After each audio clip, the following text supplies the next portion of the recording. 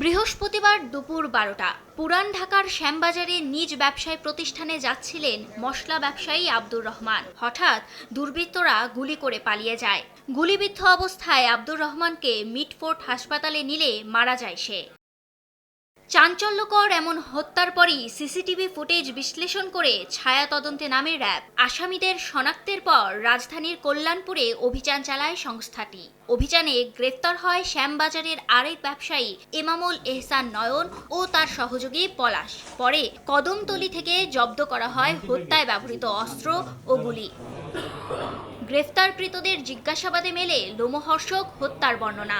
1 বছর ধরে আব্দুর রহমানকে হত্যার পরিকল্পনা করছিল নয়ন। এজন্য গত সেপ্টেম্বরে অস্ত্র ও গুলি কেনে নয়ন। সে অনুযায়ী বৃহস্পতিবার একা পেয়ে গুলি করে হত্যার মিশন বাস্তবায়ন করে। পরে নেপালে পালিয়ে যেতে বিমানের টিকিটও কাটে সে। ভিকটিম আব্দুর রহমান মাওলা বক্সের গলি দিয়ে দোকানে যাওয়ার সময় চক্ষু হাসপাতালের সামনে পৌঁছালে নয়ন হাতে থাকা বিদেশি রিভলভার দিয়ে প্রথমে বুকে গুলি করে। গত সেপ্টেম্বর মাসে 1,05,000 টাকায় একটি বিদেশি রিভলভার ও কার্তুজ ক্রয় করে এবং নেপালে পলায়নের উদ্দেশ্যে নেপালের নন অন অ্যারাইভাল ভিসার জন্য অনলাইনে আবেদন করে এবং 13 তারিখের বিমানের টিকিটও ক্রয় করে। সংবাদ সম্মেলনে র্যাব জানায় 2024 সালের অক্টোবরে নিহত রহমানের মাধ্যমে 60 লাখ টাকার একটি দোকান কেনেন নয়ন। কিন্তু হস্তান্তরের সময় 24 লাখ টাকা বেশি দাবি করায় তৈরি হয় বিরোধ। 2024 সালের অক্টোবরে ভিকটিম আব্দুর রহমানের মাধ্যমে 60 লাখ টাকায় শ্যামবাজার কাঁচা বাজারের একটি দোকান ক্রয় করেন।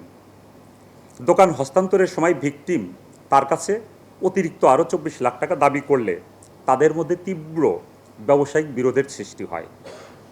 এই বিরোধ থেকেই নয়ন প্রায় 1 বছর ধরে ভিকটিমকে হত্যার পরিকল্পনা করে। এ হত্যায় কোনো রাজনৈতিক সম্পৃক্ততা নেই বলেও জানিয়েছে র্যাব। চাঞ্চল্যকর ঘটনার ফাহরিয়া ফারুকী, সময় সংবাদ, ঢাকা।